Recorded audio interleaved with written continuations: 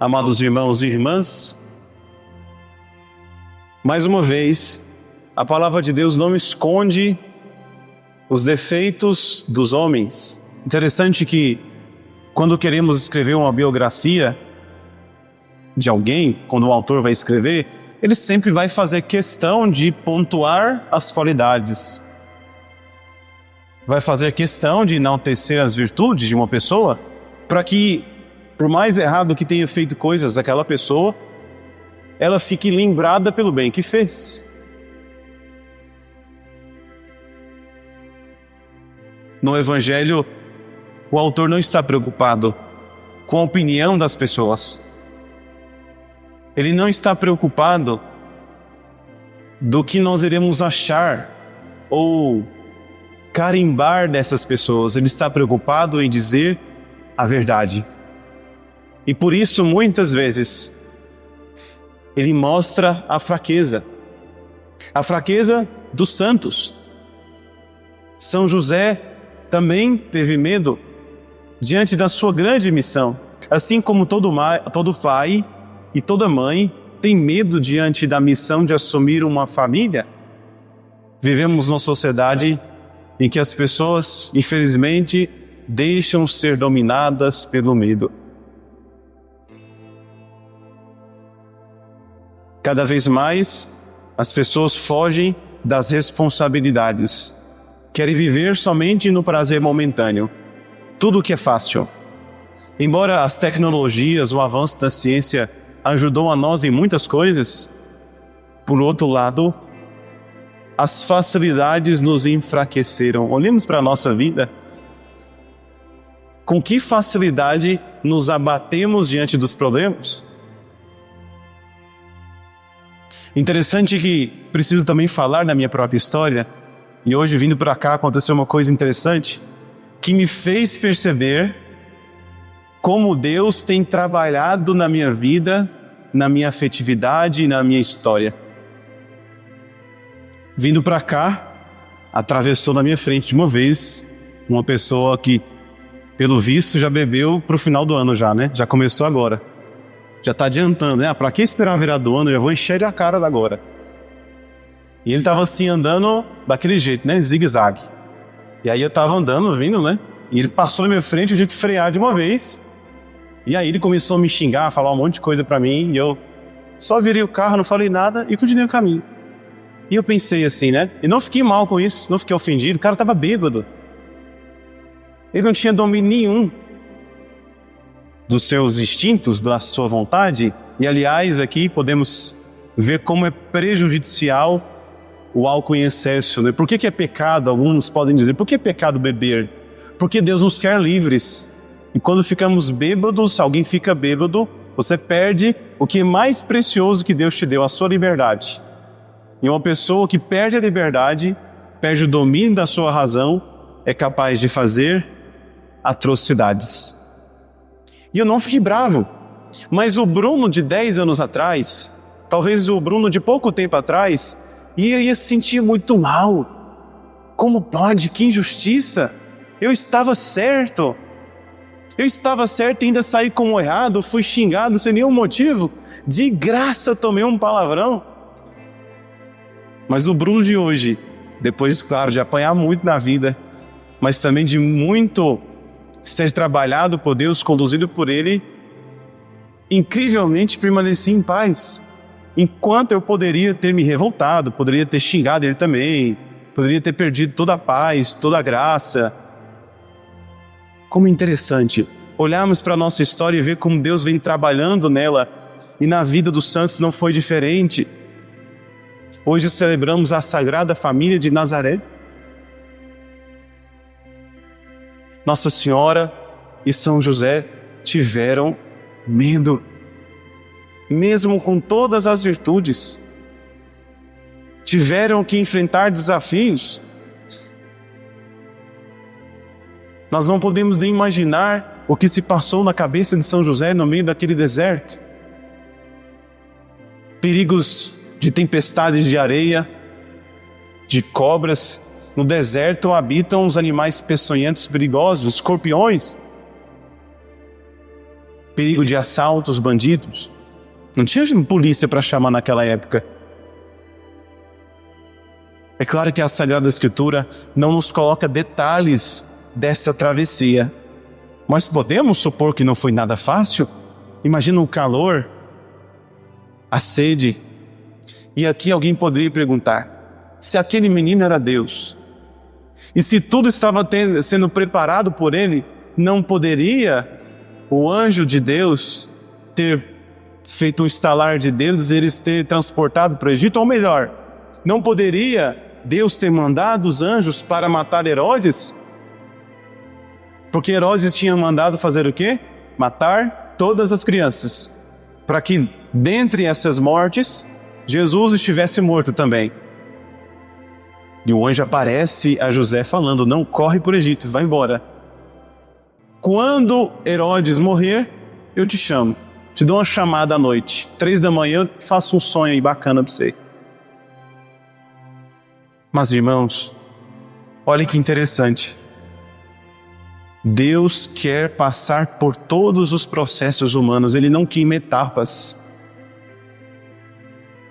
Jesus poderia ter feito homem já com 33 anos, maduro na fé, na sua humanidade, na sua estatura física humana?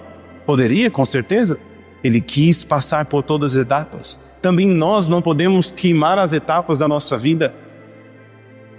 Precisamos, em certos momentos da vida, também das provações, e a palavra de Deus diz que é necessário passarmos por muitas provações para alcançarmos o reino dos céus. Mas não pensemos que ser católico, ser cristão é só isso, porque de fato muitas pessoas não querem ser católicos, porque pensam, é difícil demais, né? O católico tem que ir na missa domingo, o católico não pode comer carne na sexta, o católico tem que viver castidade, o católico na virada do ano não pode encher a cara e ficar bêbado, o católico isso aqui só pensa na igreja, na religião como algo negativo, como algo que me tira a liberdade, como algo que me tira o que eu posso fazer. Mas é pelo contrário, irmãos. Quando estamos com Cristo e quando renunciamos tudo aquilo que domina o nosso corpo e nos escraviza na nossa vontade, mais livres nos tornamos, e sendo livres e somente livres podemos amar de verdade. A virtude da castidade que São José viveu plenamente, que ele alcançou com sacrifício, sim. E a castidade é a virtude da liberdade.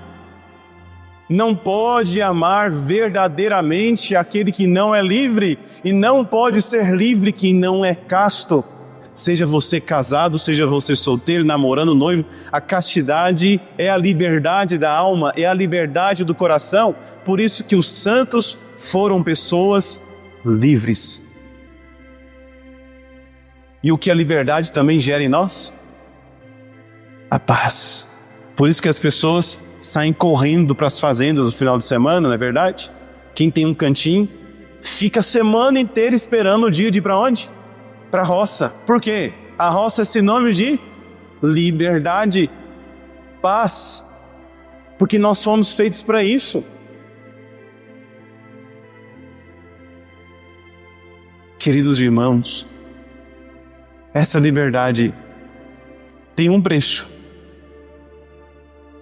Precisamos renunciar o que de mal está entre nós. Precisamos renunciar e lutar contra os nossos maus desejos. Precisamos dominar os nossos instintos, porque de fato, quem não domina o seu corpo será um dia escravizado por ele. E nessas festas de finais de ano, seja no Natal, Ano Novo, quantas pessoas que nós vemos, e se nós não cuidarmos também, podemos nos transformar, nos tornar essas pessoas também. Quantas pessoas que nós vemos dominadas pelos pecados, dominadas pelos seus instintos, buscando a liberdade, se tornam escravos. E Jesus não quer isso para nós. Não podemos ver a nossa religião apenas sob esse aspecto negativo. É o que o padre sempre diz nos aconselhamentos espirituais para aqueles que estão noivos, que estão namorando. Não podemos olhar para a virtude da castidade somente com uma negação. Eu não posso fazer isso, eu não posso isso ou aquilo. Não, a castidade ela é uma afirmação do amor de Cristo por nós.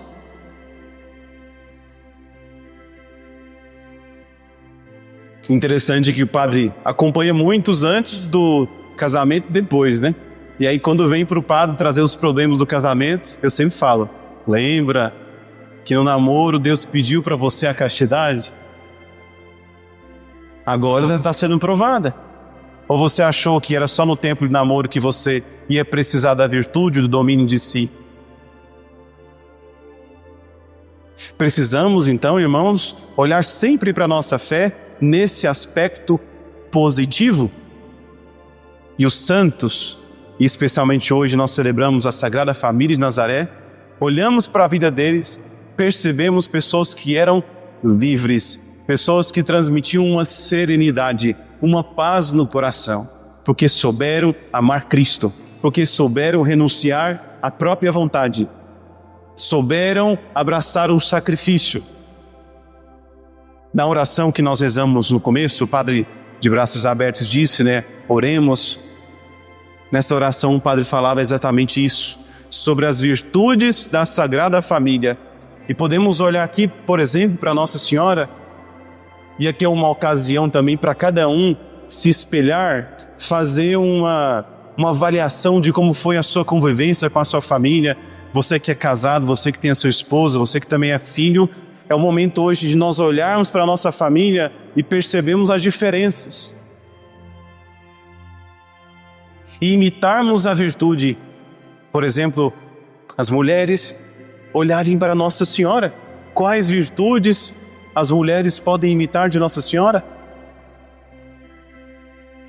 A primeira virtude que nós podemos olhar para Nossa Senhora e trazer para a nossa própria vida é a sua prontidão. Ela logo disse sim para Deus. Logo quando percebeu que aquela voz do anjo manifestava a vontade de Deus para a vida dela, ela não pensou duas vezes e disse, faça-se em mim segundo a tua palavra. Em que outro momento nós percebemos a prontidão de Nossa Senhora? Quando também ela descobre que a sua parente Isabel está grávida, o que faz? Vai correndo, e o evangelista Lucas deixa bem claro isso. Maria vai apressadamente para uma região montanhosa onde estava ela.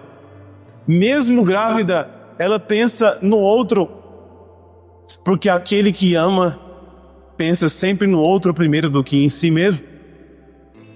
Nossa Senhora, que tinha de fato o rei da barriga, poderia ter chamado ela para vir servir ela, não é? Nossa Senhora não tinha esse direito, não? Maria não tinha o direito de chamar suas amigas, chamar seus parentes e olha, o Salvador está aqui, gente. Dentre todas as mulheres do universo, Deus me escolheu. Por isso venham todas me servirem. Venham fazer a minha unha, venham fazer os meus pés, venham arrumar o meu cabelo, venham lavar a casa para mim. Vem fazer comida para mim, porque eu tenho o rei comigo. Não existe nenhuma outra mulher na face da terra que recebeu a graça que eu recebi. Portanto, venha meus servos, me sirvam, porque eu agora sou a rainha. Nossa Senhora fez isso? Com certeza não, né? Fez exatamente o contrário. Logo que percebeu tamanha graça que recebeu, logo que percebeu a grandeza do mistério que se encerrava no seu ventre, ela queria explodir de amor para os outros. Ela queria transbordar, como o anjo disse, ave cheia de graça, superabundante de graça, a tradução mais precisa do termo usado pelo anjo. Ou seja, a graça que estava em Nossa Senhora não era só apenas cheia, como nós rezamos, né? Ave Maria, gratia plena no latim, cheia, plena de graça. Não, Maria era muito mais do que isso. ela superabundava a graça, ela transmitia uma graça que não era dela, de Cristo, mas a fonte que estava nela era infinita, porque Deus tem graças infinitas para nos dar. A prontidão, o serviço. Qual outra virtude as mulheres precisam olhar em Nossa Senhora? Adivinhem qual? A virtude mais difícil para a mulher ter. Qual que é, Adriana? Isso mesmo. O silêncio. Tá pegando no pé de vocês. Para os homens também é difícil. É difícil se calar no trânsito quando alguém tomou fechada, não é? É difícil não xingar quem está na frente. Você está dentro do carro, não é ar-condicionado, ninguém vai te escutar mesmo, né? É difícil se calar quando você chega em casa e a mulher está só reclamando. Você quer brigar também, quer mostrar que tem razão.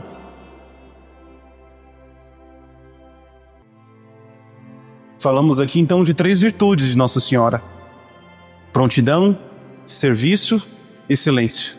E São José? Para nós homens, a primeira virtude que nós vemos claramente na vida de São José é a obediência. Mas não obedecer qualquer ordem, qualquer pedido. É a obediência filial a Deus. Mas São José só pôde ser obediente porque ele escutava. Que grande defeito nós homens temos, né? De não escutar. Passei os 10 anos no seminário aprendendo isso. Olha, você, quando for padre, precisa mais do que falar, aprender a escutar. E é uma virtude difícil, porque a escuta exige também sacrifício, exige atenção. Não pode escutar quem é egoísta, porque egoísta, ele vive no próprio mundo. Então, não interessa o que o outro me diz, não me interessa o mundo externo, interessa o meu mundo. Egoísta é isso, a palavra egoísta significa isso. Egoísmo, ou seja, no centro está o meu ego, a minha vontade. Por isso é difícil a escuta. E a escuta é necessária para obedecermos a Deus, mas também nas nossas relações com as pessoas. Este é um exercício, uma tarefa de casa para todos nós, que vai nos custar bastante. Parece ser fácil agora de olhar para o padre e escutar o que ele está dizendo. Mas quando você sair lá fora, quando você viver a sua vida cotidiana, você vai ver como é difícil. E aqui está um exercício de casa. Querer mais escutar do que falar. Mas não é só escutar se calando, porque a escuta precisa ser ativa. Não é a escuta passiva como na escuta uma música, está lá lavando a vasilha, lavando a casa, escutando uma música. Você nem presta atenção no que está dizendo, você está escutando os sons. Os sons estão entrando ali pelo seu ouvido. Mas a escuta que nós devemos ter, seja para Deus e também para as pessoas, é aquela escuta de se interessar-se genuinamente pelo que o outro tem lhe oferecer. Escutar é um sacrifício, é difícil, mas por isso que se chama virtude. A virtude, para ser alcançada, é necessário o sacrifício. Aliás, tudo que é bom na vida, tudo que é duradouro, exige sacrifício para ser conquistado. Comecem, homens, a praticar isso com a mulher de vocês. Comecem a olhar nos olhos delas. Comecem a escutar no olho do seu amigo, daquela pessoa que está querendo dizer alguma coisa para você. Comece a interessar-se de fato pelos assuntos que parecem ser banais muitas vezes. Parece que para você não faz sentido, mas para sua mulher faz todo sentido. Por isso ela está dizendo. Esse é um exercício importantíssimo. E eu tenho certeza que se os homens fizessem isso, muitos problemas seriam solucionados. Às vezes a mulher, na verdade a maioria das vezes, ela não quer nem escutar uma resposta sua. Ela não quer uma solução porque ela já sabe exatamente o que vai fazer. Ela só quer falar para alguém que quer escutar ela. Estou mentindo? O cérebro das mulheres, homens, funciona diferente do nosso. É diferente. Você não pode achar que é tudo igual. Os hormônios que estão na sua esposa, na sua mulher, é diferente dos hormônios que estão em você. Isso modifica toda a sua estrutura fisiológica, toda a sua forma de ver o mundo, a sua análise, o seu raciocínio. Isso não nos torna nem melhores nem piores. E Deus, na sua criação, sua maravilhosa criação, faz as coisas certas. Cada um é de um jeito, para que cada um se complemente na sua particularidade. Que outra virtude nós podemos olhar de São José, além da obediência, além da escuta? O trabalho. São José trabalhou com as suas mãos. Um bom homem não fica em paz enquanto a sua família não está em paz. Essa é a tarefa do homem, e o óbvio precisa ser dito, né? É tua missão, homem, sustentar a casa. É tua missão sustentar a sua família. É claro que às vezes, por provações, por doenças, por momentos passageiros, por exemplo, de um momento sem um emprego, que você precisa receber a ajuda da sua esposa, que você precisa aceitar ser ajudado. Mas é a tua missão, homem, sustentar a tua casa. O trabalho feito com amor, com boa vontade, santifica você e a sua família. Isso também é um caminho de santificação. Não trabalhar apenas porque se eu não fizer esse serviço, no final do mês eu não recebo tanto que eu vou receber, não. Não pense apenas assim. Pense que o seu trabalho bem feito, com dedicação, com pontualidade, com ordem, com organização, com alegria e com empenho, agrada aos olhos de Deus. Porque quando você faz bem o seu serviço, sobretudo uma empresa, você facilita a vida de todo mundo ao redor. Quando você atrasa o seu serviço por preguiça, por desleixo, outra pessoa vai ter que fazer o seu serviço. Existe algo mais caridoso, existe uma maneira de manifestar um amor a Deus e ao próximo melhor do que fazendo o que você deveria fazer na sua função? É claro que o amor busca sempre ir além, não é verdade? O amor não fica satisfeito em fazer somente a obrigação, ele vai além. Então, se o seu salário ou se o respeito que você tem pelo seu patrão não é suficiente para você trabalhar bem, pelo menos faça isso por amor a Deus. E eu tenho certeza que muita coisa vai mudar. Eu já partilhei isso com vocês, né? Que no seminário a gente pegava muitos trabalhos, né? Cada vez mudava. Então, um dia a gente estava lavando a sacristia, um dia a gente estava lavando os vasos sagrados. O nome dos objetos que usados na missa é vasos sagrados. E no outro dia eu estava lavando os vasos não sagrados, o banheiro. Então a nossa vida era assim. Num dia a gente estava na sacristia, no outro no banheiro lavando. Num dia a gente estava lavando os quartos, no outro lavando o latão de lixo.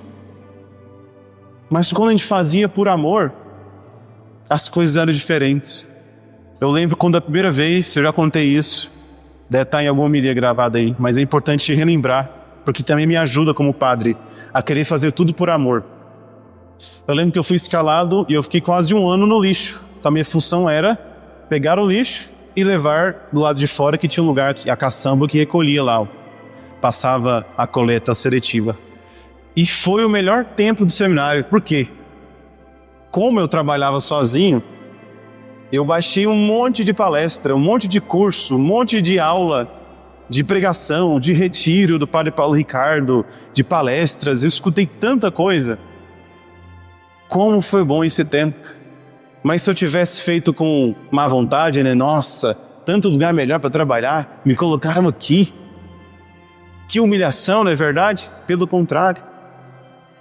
Quando eu oferecia a Deus, e era desagradável, imagina só, uma coisa é recolher o lixo da sua casa, que tem 5 pessoas, 6, agora uma casa que tem 60, 80 pessoas. Mas quando fazemos as coisas por amor a Deus, até o lixo se torna agradável. Mas não porque o que era ruim se torna bom, mas porque oferecemos a Deus e aquilo nos santifica. Voltemos o nosso coração hoje, irmãos, que o nosso pensamento, o nosso coração hoje esteja voltado para a família de Nazaré. Imitemos as suas virtudes. Pensamos também em intercessão. Quanta coisa precisa ser mudada na nossa família. E essa mudança começa por você. Não fique criando expectativa, esperando que aquela pessoa difícil mude, aquela pessoa complicada seja diferente. Não, comece por você. Comece você sendo a diferença. E você vai ver quanta coisa vai mudar.